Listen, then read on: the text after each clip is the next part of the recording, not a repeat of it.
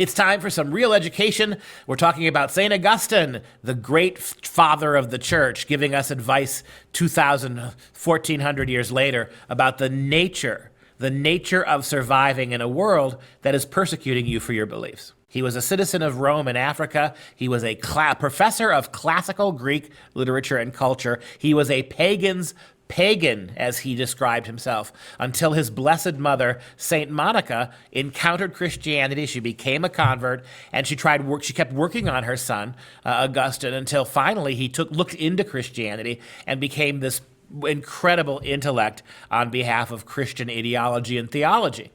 And so all week long on Instant Classics, we've provided you with quotes from St. Augustine as an attempt to try to buck you up. You're living in an era where, certainly with regards to your kids' education, they're under assault. The powers, the metaphorical Roman Empire of the American educrat class is persecuting your kids.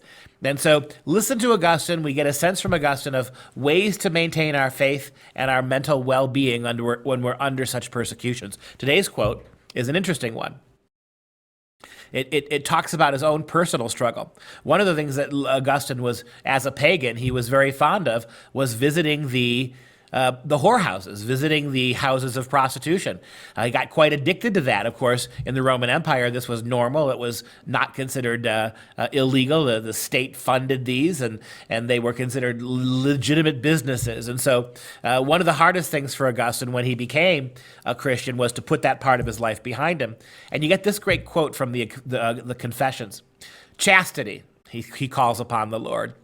Chastity, or cleanness of heart, holds a glorious and distinguished place among the virtues, because she alone enables a man to see God. That's beautiful. To be chaste in mind and soul and body is what allows you to see the perfect cleanliness of God.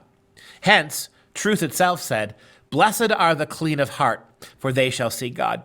O Lord, he prayed, give me chastity, but just don't give it yet.